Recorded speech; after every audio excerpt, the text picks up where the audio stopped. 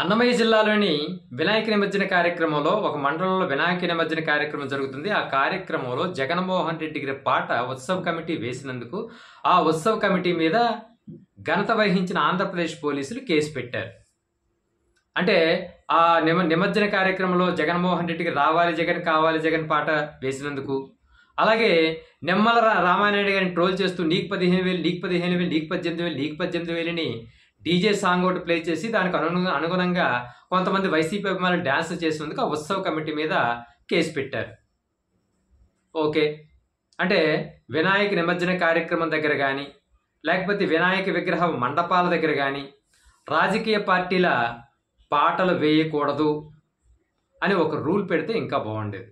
అలాగే వినాయక మండపాల దగ్గర కానీ నిమజ్జన కార్యక్రమాలు కానీ సినిమా పాటలు వేయకూడదు.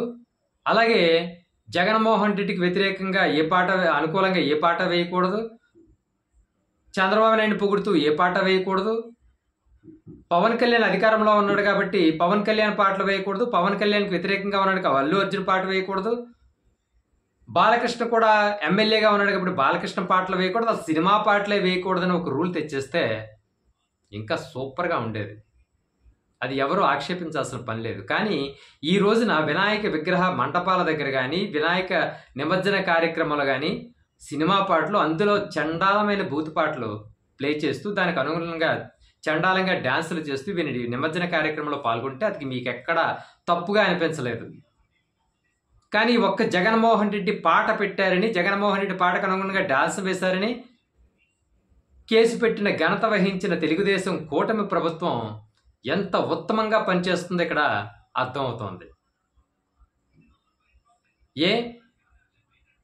పచ్చి బూతు పాటలు ప్లే చేసి అక్కడ నిమజ్జన కార్యక్రమంలో పాల్గొంటే ఎక్కడా మీకు తప్పు అనిపించలేదా?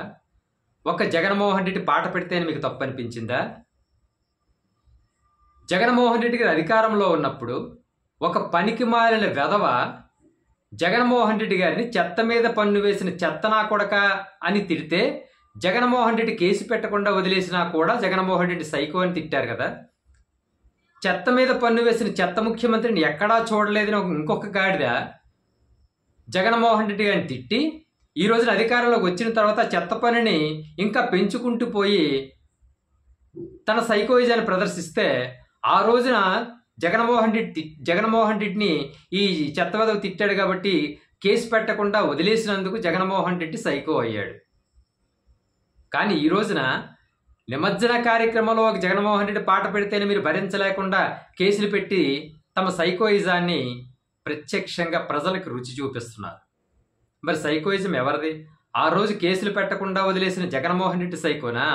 లేకపోతే ఒక్క పాట పెడితేనే మీరు వణికిపోయి జగన్మోహన్ రెడ్డి పేరు వినపడకూడదు, జగన్మోహన్ రెడ్డి పాట వినపడకూడదు, జగన్మోహన్ రెడ్డి నామస్మరణే ఉండకూడదని మీరు ఎప్పుడు జగన్మోహన్ రెడ్డి తిడుతూ జగన్నామస్మరణ చేస్తూ ప్రజలని మభ్య పెడుతూ మీ చేతగానితనాన్ని జగన్మోహన్ రెడ్డి మీద నెట్టేస్తూ జగన్మోహన్ రెడ్డిని ఒక విధంగా డౌన్ఫాల్ చేయాలని మీరు ఎంత ప్రయత్నిస్తున్నారో మీ సైకోయిజం ఇక్కడే బయటపడుతోంది.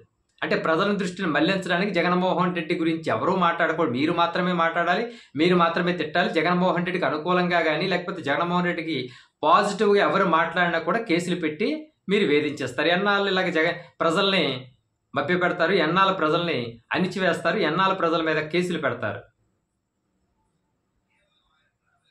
జగన్మోహన్ రెడ్డి పేరు వినబడితేనే మీకు కంపరం వచ్చేస్తుంది. జగన్మోహన్ రెడ్డి పేరు పాట వినబడితేనే మీకు భయం పుట్టుకొచ్చేస్తుంది, వెన్నులో వణుకు పుట్టుకొచ్చేస్తుంది, కేసులు పెట్టేస్తారు.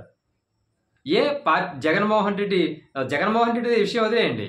అక్కడ వినాయక నిమజ్జన కార్యక్రమంలో కానీ మండపాల దగ్గర కానీ పార్టీ పాటలు ఉండకూడదు, సినిమా పాటలు ఉండకూడదు, కేవలం భజన పాటలే ఉండాలి, దేవుడి పాటలే ఉండాలి ఒక రూల్ పెడితే ఇదేదే ఉండదు కదా. మరి ఎలాంటి పాటలు అక్కడ ప్లే చేస్తున్నారో, ఎలాంటి పాటలకి డ్యాన్సులు వేస్తున్నారో మన కళ్ళకి కనపడట్లేదా? అవన్నీ కూడా ఉత్తమమైనవి కనిపిస్తున్నాయి. జగన్మోహన్ రెడ్డి పాట వినబడితేనే మనకు కంపరం వచ్చేసి కేసులు పెట్టేస్తున్నాం. అంటే జగన్మోహన్ రెడ్డిని చూసి ఎంత భయపడుతున్నారో మీరు అర్థమవుతోంది.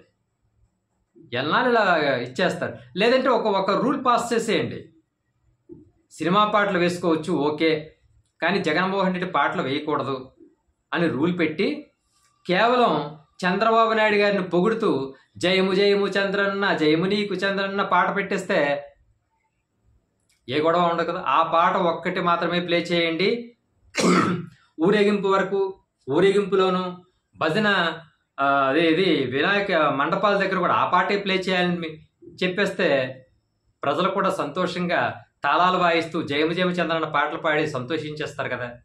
ఆ ఒక్కటి కూడా పెట్టేసి మిగతా ఏవి ఉండకూడదని ఒక రూల్ పాస్ చేసేస్తే ఈ గొడవ ఏది ఉండదు.